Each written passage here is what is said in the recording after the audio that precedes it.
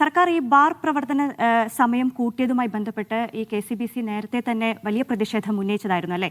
ഇപ്പോൾ ഈ ബാർ പ്രവർത്തന സമയം കൂട്ടിയതിൽ പ്രതിഷേധിച്ച് ഇന്ന് പള്ളികളിലൊക്കെ സർക്കുലർ ഇറക്കിയിട്ടുണ്ട് KCBC-യുടെ നേതൃത്വത്തിൽ ഇന്ന് മദ്യവിരുദ്ധ ഞായർ ആചരിക്കാനാണ് തീരുമാനിച്ചിരിക്കുന്നത്. ഒരു തുള്ളി മദ്യം പോലും കൂടുതൽ അനുവദിക്കില്ലെന്ന് പറഞ്ഞവർ അധികാരത്തിലേറിയപ്പോൾ നയം മാറ്റിയെന്നാണ് സർക്കുലറിലെ പ്രധാന വിമർശനം. സിബി ജോസഫ് ഉണ്ട് കൂടുതൽ വിവരങ്ങൾ നൽകാൻ കൊച്ചിയിൽ നിന്നും. സിബി, ഈ ഒരു ബാറുകളുടെ പ്രവർത്തന സമയം കൂട്ടിയതിൽ ഉൾപ്പെടെ വലിയ വിമർശനം നേരത്തെ തന്നെ KCBC ഉന്നയിച്ചതാണ്. ഇപ്പോൾ എന്താണ് ഈ പള്ളികളിൽ സർക്കുലർ ഉൾപ്പെടെ സർക്കാരിനെതിരെ വായിച്ചു എന്നാണ് അറിയുന്നത്?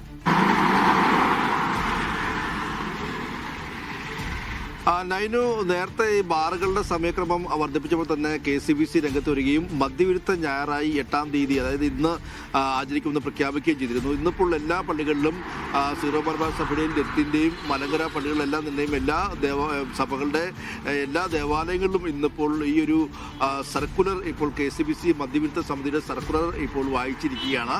ഇതിൽ പ്രധാനമായും ഇടതുപക്ഷ സർക്കാരിനെതിരെ രൂക്ഷ വിമർശനം ഉയർത്തിക്കൊണ്ടാണ് ഈ സർക്കുലർ. അതായത് ഒരു തുള്ളി മദ്യം പോലും വർദ്ധിപ്പിക്കില്ല എന്ന് പറഞ്ഞ് അധികാരത്തിലേറിയ സർക്കാർ അധികാരത്തിലേറിയ ശേഷം പിന്നീട് മദ്യവർജനമാക്കി തങ്ങളുടെ നയം മാറ്റുന്ന ഒരു സാഹചര്യമുണ്ടായി.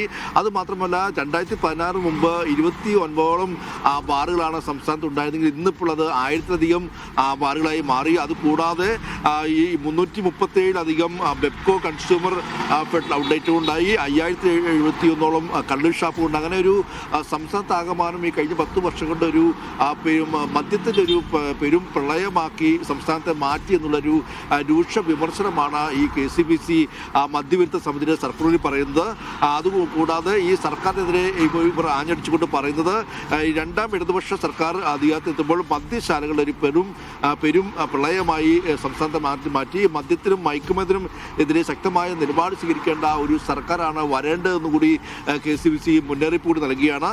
ആ മദ്യത്തിൻ്റെ ലഭ്യത കുറയുന്നതനുസരിച്ച് ഈ രാസ ലഹരികളുടെ ഒരു വർധനവുണ്ടാകുന്നതാണ് സർക്കാരിൻ്റെ മറ്റൊരു അവകാശവാദം. പക്ഷേ ഇത് തീർത്തും പൊള്ളയാണെന്നും 1000-ലധികം സ്കൂളുകൾ ഒരു മദ്യലഹരിയുടെ സ്പോട്ടായി മാറിയെന്നും KCBC വ്യക്തമാക്കുകയും ചെയ്തു. അങ്ങനെ ഈ ഇടതുപക്ഷ സർക്കാരിൻ്റെ മദ്യവർജനം എന്ന നയത്തിനെതിരെയും അതുകൂടാതെ കൂടുതൽ ബാറുകൾ അനുവദിക്കുന്നതിനെതിരെയും കൂടുതൽ ഔട്ട്ലെറ്റുകൾ അനുവദിക്കുന്നതിനെതിരെയും ഈ ബാറുകളുടെ സമയക്രമം അടക്കമെന്നതിനെയും രൂക്ഷമായി എടുത്തു പറഞ്ഞുകൊണ്ടാണ് മദ്യവിരുദ്ധ സമിതിയുടെ ഒരു സർക്കുലർ ഇന്നിപ്പോൾ എല്ലാ പള്ളികളിലും വായിക്കുകയും ഇന്ന് മദ്യവിരുദ്ധ ഞായറായി KCBC മദ്യവിരുദ്ധ സമിതി പ്രഖ്യാപിക്കുകയും ചെയ്തിട്ടുള്ളത്.